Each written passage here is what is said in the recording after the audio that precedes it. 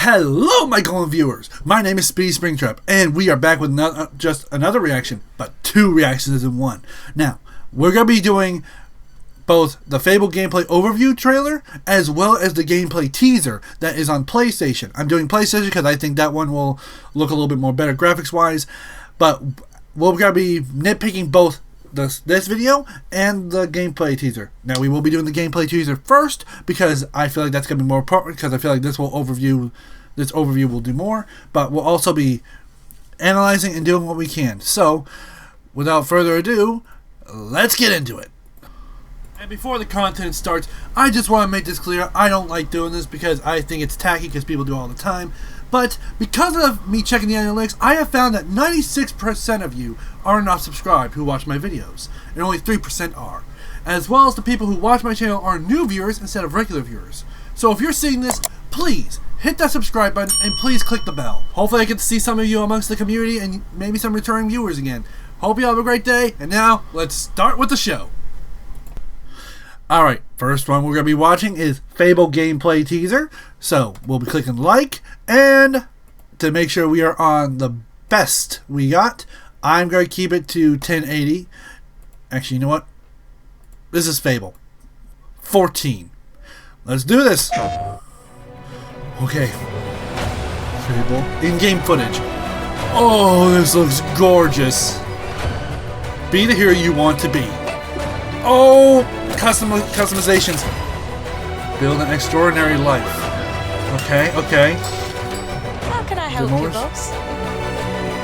Fancy a day. Okay, dating. Kids. Your choices change the world. Chicken chaser! Oh, this looks awesome. Fairy tale ending not guaranteed. Yes! Coming autumn 2026. Wish list now. PlayStation.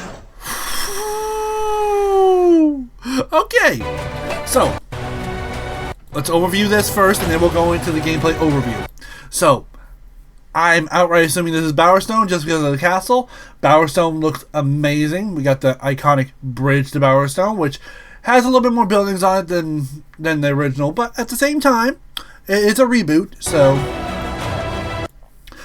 Town Square, I'm guessing this is the Bowerstone Market, mainly because of all the stalls around here. Now, if this is anything like Fable 2 or Fable 1, we should have the ability to buy some of these places and at least be able to get... Oh, right there.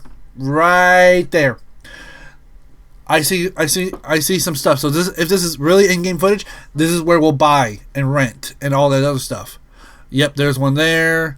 I assume the one over here is over there. Okay. Be the hero you want to be. Okay, so I'm actually going to go slow. I'm actually going to slow this down to about 0.25. So, from what I can tell, we do get to create our character. We do get to choose between male or female, which is first game of Fable, you didn't get that choice. But I was worried, I was personally worried we would not get the chance to create our own hero. I loved that aspect of Fable 2 and 3. You got to make your hero. You got basically character locked in the first game, but the second and third game, you got to actually make your character. And that's what I loved about Fable, personally. And the fact that this isn't just hard locked to a female or a male makes me really happy. So, we have a blue suit. We have the Chicken King. Chicken King's coming back.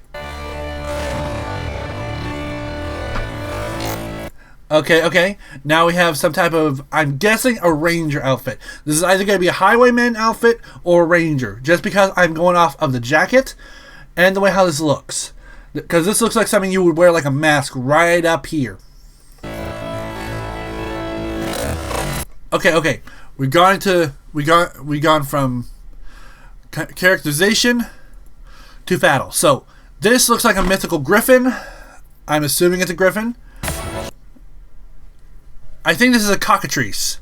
If I remember correctly. Skeletons. Oh, so we won't just be fighting hollow men. We'll be fighting legit.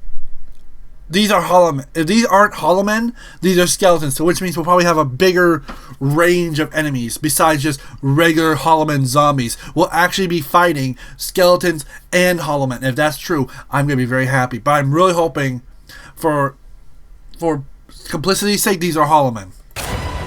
Build an extraordinary life. Okay. So, there, see, for sale, I was right. So, this is clearly Bowerstone Old Town. I'm saying this just because there's not that many stalls, and this looks more overgrown, like Old Town. So, therefore, this is probably going to be Bowerstone Old Town, if this is Bowerstone. This could be another city altogether, if it's not connected. Okay. That right there, pitchfork, this tells me, okay, if this is not a form of weapon we can use, this is what we're going to see in the blacksmithing missions. Now, Fable 2, I hated doing the blacksmithing missions. It was a pain, but it looks like it's going to be doing the same formula where you have to hit it at the right time, just like in 2. Okay, you get to buy your own house, Datramores, good. Oh, 771. Whoever's playing this is doing good. Oh, okay, here we go. Bowerstone Butterfield Market. Ooh, so it's not just regular Bowerstone. We got expanded upon. Okay. How can I help you, boss? Okay. Now, Simon, a snobby commoner. Okay. So I'm looking at this. I think that dictates personality. Since he's a snobby commoner, he's going to have a mask that's angry. Also, with this being a mask, I'm half expecting Jack of Blades. Okay, dating gift. Dating. Okay. So it looks like the dating has been completely rehauled. Okay. Select gift for date. Proceed without gift. Okay.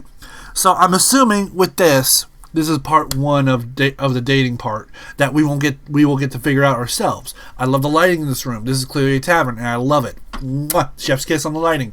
Chef's kiss. Now, the way how I see this is it's gonna be kind of like how Fable 2 had its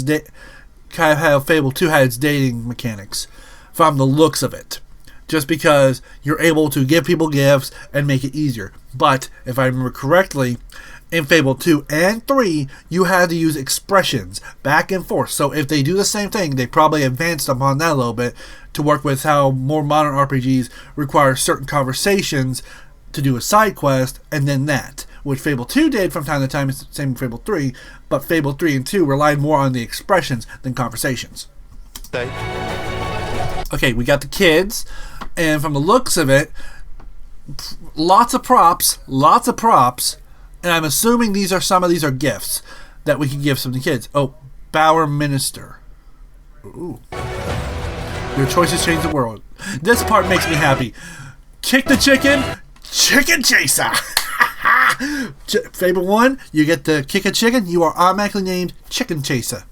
That has been the staple of the entire game franchise, and it's an achievement that happens every single time. And the fact that you can still kick a chicken as hard as you can and hear that makes me happy. Very impressive. Yeah, I was right. Look, I was right. The mask thing is true. So therefore, Jasmine, charitable commoner. So that mask on the head dictates their personality, whether it's something you want to go with. Silverbrook. I don't remember a place called Silverbrook, but I remember a place called Silver in Fable 3. I think it was Silverwood. Impressive. Okay. Fudge off. Yeah, this is definitely British style humor. Okay. So I think...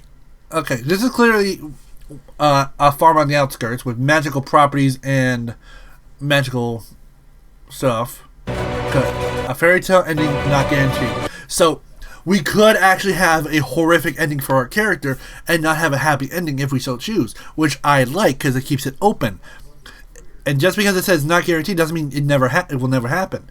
It means there's a chance if you don't do things right. Oh, I saw the Hobbs. Oh, say it with me, Walter. There is nothing more satisfying to hit than a hob. Oh, I'm gonna love whacking those little gremlins. Now, to go back to that previous guy, Headless Lantern.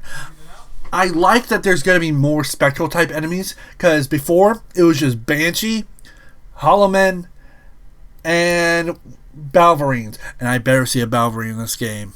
I better see one because Balverines were terrifying when you first encountered them. I want to feel that fear. Okay, Bandit, clearly in a bandit-style cave with loot. There's the giant that we saw in the original trailer. And wishlist now. So that's all I can say for the gameplay teaser. And I gotta say, it looks absolutely amazing. I am absolutely awestruck. Like, it looks like it's hitting all the right marks. It looks like it.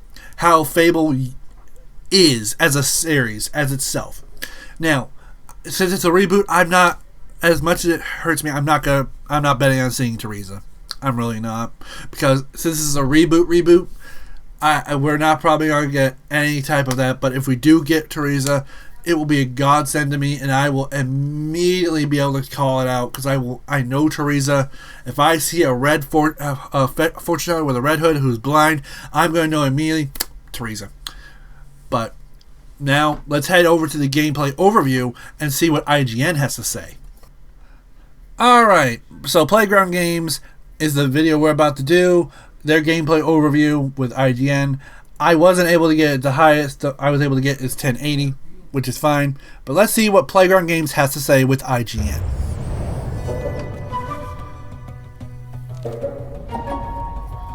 Hi, welcome to Hello, Playground Ralph? Games, where I'm thrilled to share our very first deep dive into Oh. a game we've been making here for a really, really long time. It shows. Fable. Fable. Playground Games is renowned for fun, immersive, and visually stunning open-world experiences. Okay, that looks like a Balverine right there. Since 2010, we've been developing the Forza Horizon series right here in Royal Leamington Spa, a charming little town in the middle of England. As Horizon has grown, so have we. Over the past few years, we've built a new team to carry that reputation into a new genre that we are incredibly passionate about. Fable is Playground's first open-world action RPG. And we couldn't be more proud to be carrying on the work of the legendary Lionhead Studios, the original creators of the franchise. And although our game is a new beginning, I think what we're making is really faithful to the spirit of the classic Lionhead trilogy that we all love. From the looks of it, you have. Oh! At the heart Oh, of our I know game what that is! I know what that is! Okay. I remember there was a spell in Fable 1. You could actually change animals and enemies into other creatures. And it actually saved my butt a few times. Now, if they're implementing that spell, it means they're probably implementing other spells like Berserk and other stuff. I remember that spell. Because it saved me at least twice in one of my earlier runs. But I got rid of it because it wasn't that good with battle when it came to damage. It just saved my hide a few times. Oh, and getting a go, and we're also getting a closer look up at the hob. Oh, let's look at the ugly bugger. Oh, look at him. He has a little bit of handprint there. Oh, maybe it's war paint. If the hobs get more tribal, that's gonna fit them really well. For those who don't know, hobs are children, mixed up and warped and dismembered and disfigured by dark magic. So they're a pain to deal with, especially because they are basically gremlins. The heart of our game is a simple, recurring question. What does it mean to you to be a hero? Our game is about choices and their consequences. It's packed with action, drama, British humour, moral dilemmas, and quite a few chickens. All of this combines in a fairy tale which could only be Fable. In classic Fable fashion, you begin the game as a child, growing up in do? the sleepy rural village of Briar Hill. Oh, It's here Briar Hill. that in a moment of extreme danger, your heroic powers first emerge, and we discover that you are Albion's first hero in a generation. But not long afterwards, disaster strikes, and the people of your village, including your beloved grandma, are turned to stone by a mysterious stranger. Okay. So it's similar to Fable 1 with Jack of Blades coming by to outright burn the entire city. But the difference is everyone is turned to stone. Okay. I mean, there was always a... It makes sense with with it being magical, Fred, and trying to figure out a cure for this, because there's lives at stake. Suddenly alone in the world, you'll set off on an adventure which will change Albion forever. Venturing out into the world is a huge moment, because this is Albion like you've never seen it before. Idyllic rolling hills, Okay. magical forests, Okay. bustling villages, sleepy hamlets, Okay. oversized vegetable patches, and stunning vistas. Yeah. And because our Albion is truly open world, for the first time, you'll be able to explore this rich and detailed world seamlessly, with the freedom to go where you want from early in the game. We can't wait to welcome you back to Albion's iconic capital city, Bowerstone. I hear the music. Home to Fairfax Castle, the old clock tower, There it and the is. legendary Heroes Guild. The Heroes Guild. It's a huge city, full of contrasts. Rich and poor, nobles and commoners, royalty and criminals. You'll spend plenty of time here during the game as you discover the secrets of the Heroes Guild and its reclusive guildmaster, Humphrey the Golder. Humphrey the Golder. In the north of Albion, you'll find mountains, craggy coastlines, With ruins. spooky marshes, Oh! and I know this can't be Wraith Marsh, but if this is the... Oh, thing is, I'm seeing ruined houses here, okay? And I swear, if this is the original bog before it became, Wraith Marsh, or if this is Wraith Marsh and they're adding that in, they're really being creative with the storyline of this whole new version of Albion. and the bleak, windswept city of Bloodstone. Bloodstone! Okay. Okay.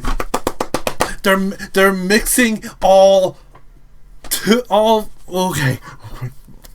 Bloodstone was created by Twinblade. Okay, Twinblade was one of the major enemies in the first game. He founded Bloodstone to be this lawless town that has no rules as long as you don't steal from other people, but they'll kill you if you do. Oh, with this being introduced, that would have to mean Bloodstone's story has changed a little bit. But if they don't, then that means the theories in my head right now. Here, you'll meet the leaders of two rival gangs, vying for power, and uncover the secrets of the sinister but extremely well-organized Cult of Shadows. Cult of Shadows. Cult of Shadows.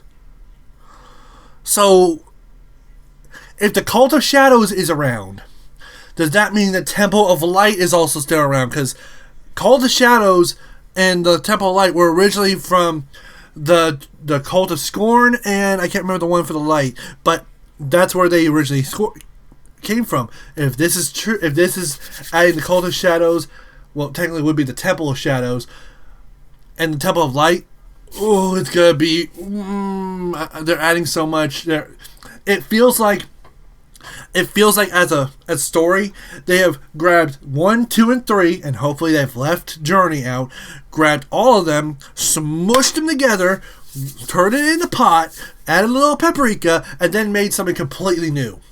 And I'm hoping with all that mashed in, it's gonna feel like revisiting, but also coming to a new area you have never seen while it's still being the same place, like a new coat of paint, as in a building, like new wall there.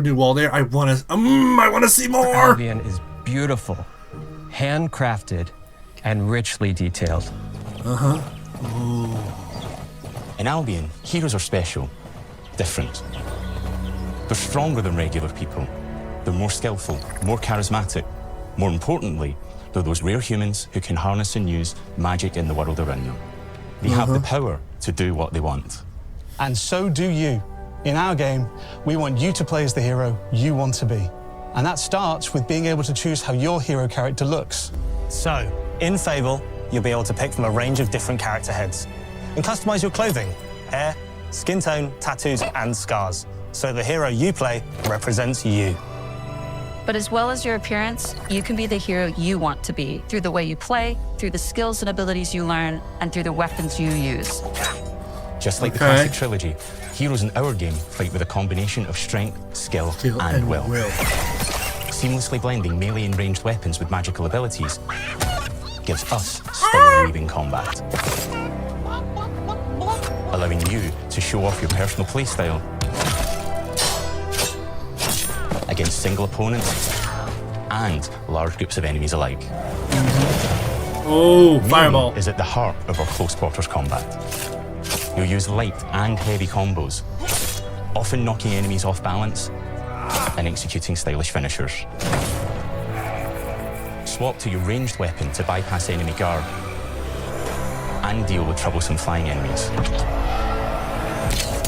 And of course, you'll be able to unleash your powerful spells to both manipulate and devastate your opponents. Oh, lightning bolt, lightning bolt, lightning We're bolt. excited to be bringing back some fan-favorite adversaries for you to fight. Hobbs. Hobbs are back, as are Balverines, Hollowfolk, and Trolls. Hollowfolk. Hollow men by her Balverines, so I'm happy to hear that. And we're adding brand new enemies too, like this fearsome cockatrice, a giant... I immediately thought I knew the name even before they said it, and that's not me reading into it, because one of the mythical enemies in D&D and all this stuff is a cockatrice, a gigantic rooster that has a penchant for flesh. Giant fire-breathing chicken. Each enemy family is different, with their own weaknesses to exploit and defenses to overcome. But with all the unique tools in your combat toolbox, how you defeat your enemies is up to you. Blades. The blade spell. But there's more to being a hero in Albion than fighting, so much more. When we talk to people about their favorite memories of the original games, so many of their stories were about the stuff you can do when you weren't just being a hero. The normal, everyday stuff which happened when you interacted with the people of Albion. For me, what I remember most vividly are the inhabitants of Albion and the things you can do with them, or to them. The crazy thing about the classic Fable games was that in the middle of a sprawling RPG was almost a complete other game where you could just mess around with the villagers and townsfolk. And we've built that same experience in the middle of our game too. Buying a house, getting a job, making some money. Romancing a villager, getting married, having kids. Fancy a date? Perfect. You can get to know me better. Buying another house. Buying every house in Albion. Buying every business in Albion. Getting rich. Marrying a bunch more people, having a bunch more kids, probably getting divorced along the way for good measure. And this game within the game is unique to Fable. It's systemic, interconnected, and you'll see the ripple effects of the things you do everywhere you go. And all of this revolves around the people who live in Albion, who we call the living population. There are more than 1,000 of them, and every single one is unique. Each of them has a name, a role, a daily routine, and their own personality. You could follow any one of them for a day and just watch them live their life. They'll get up, go to work, spend some leisure time on hobbies, then go home to bed. But what's even cooler is that you can talk to every single one of them in fully voiced conversations and interact with them in loads of different ways. Maybe the job they go to is working for you because you hired them to work in one of your businesses. Hey, you. Working hard? How can I help you, boss? Maybe the bed they sleep in is in a house you own because you're the landlord. Or maybe their bed is on the street because you evicted them. All right. Oh, it's you. Yep, I was right. The little mask thing indicates their mood and their personalities type of reactions. You're awful. And all of the stuff you do... Dislikes you because you're evicted. Okay, they think you're heartless. So this is an indicator of their emotion towards you. I like that. Affects what they think of you. You're a legend. Because everything you Yeah, one was green. He thought she was a legend. do builds your reputation. Very impressive. Now that's an hero right there. Morality is Oh, that Albion. The way she said, "Now that's a hero right there." She said that in such. Oh, that sounds just like how the women in Albion in Fable 2 sound. And I think that makes it. Oh, it triggered a memory for me. Me just walking through Bowerstone, I hear, "Well, how you doing, Sparrow?" I just hear that. Oh, they're doing so good. Always been super important to Fable. That tension between good and evil underpinned all of the original games. And morality is central to our game too. It better be. But we have a slightly different take on it. For us, morality isn't black and white. There are lots of grey areas. And importantly, morality is subjective. No two people see things exactly the same way. And that's how it works in our game too. Everything you do earns you a reputation. And every Rich person in tycoon. Albion will have a different reaction to you as a result. Hello there. Yeah, we get it. You're rich. They'll remember things you did directly to them. You're a rich, They'll rich love you twat. or hate you for the choices you make, and they will always tell you why. Although, usually from a safe distance. Our game will never judge you, but the people of Albion will. Loudly. Yeah, they will. Imbecile. Imbecile. Your reputation is created by the choices you make, and you are going to make a lot of them. Big choices, little Small choices, choices. moral choices, and some choices that will actually change the landscape of Albion for the rest of your game. Which is how Fable 2 and 3 acted quite a bit. There would be moments where in Fable 2 or 3, you would get to do a mission like, say, defend the Wellspring of Light.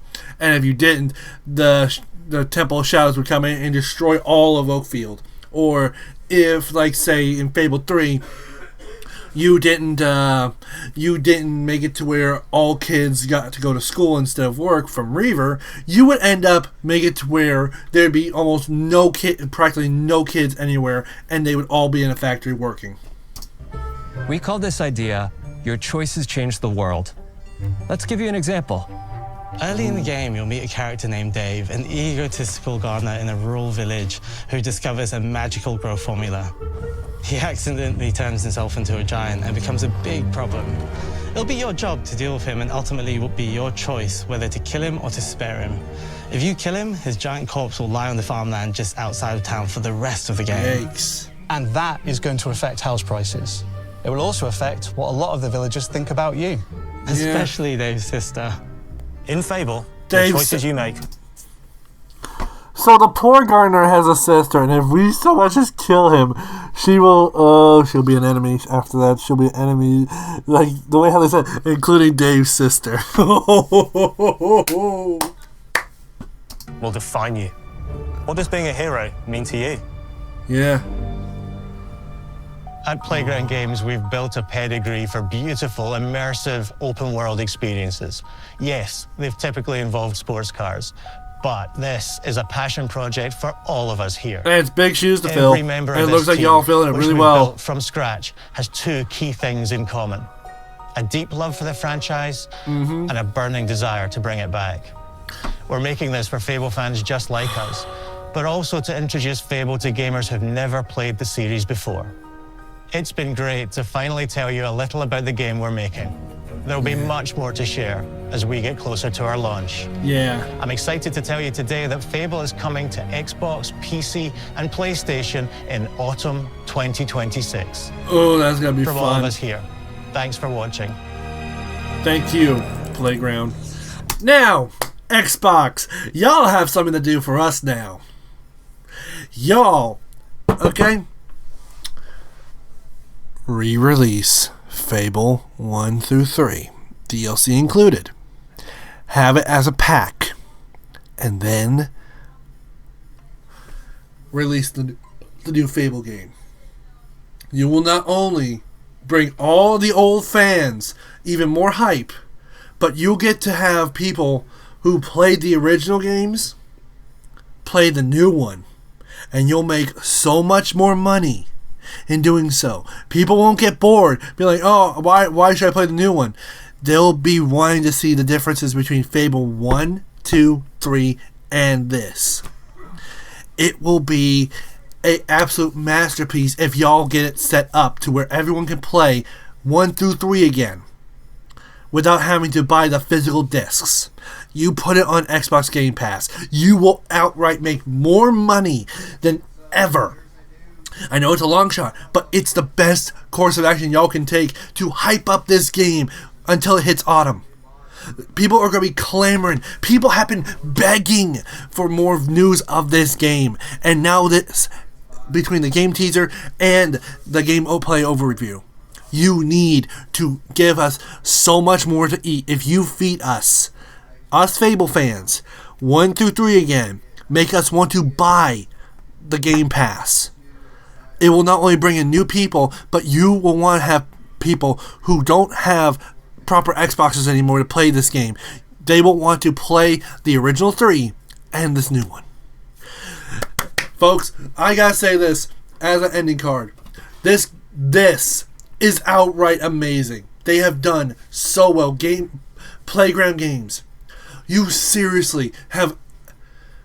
I was worried at first because of the first trailer that y'all showed. I didn't know what to think of it because we got so little information. You practically gave us no food, no worry. I was scared that y'all dropped the project, and I was scared Fable was going to drop off into the void forever again. But with this, I have absolute faith y'all are doing it as faithfully as possible, and it shows. It shows y'all are like us, fans, and I love that. Y'all bringing back all the good... I'm getting all the good cues here. And y'all are bringing... It shows y'all aren't just like, let's make it, quote-unquote, for modern audiences. Y'all are making it for the fans. And I can tell from that right now. It may not be the original story. And although I really will miss the original story, the fact y'all are adding in places from both 1 through 3 and adding new places in between really gives me hope that a lot of people will fall in love with this game. Well, everyone, thank you for watching. I'll see you all in the next one. And always remember, stay golden, stay safe, and support the original creators, because this game is going to be fun. See you all next time, my golden viewers. Goodbye. Come on now, it's been a long time now since I've been blue. 'Cause happy is easy when you know what to do. Just love the world, try to be a friend. When someone asks you, just tell them again. You've got to love the world, be a friend. And when you're down, you've got to get up again. And when you're blue, here's what you do. Just sing this happy tune. Come on now.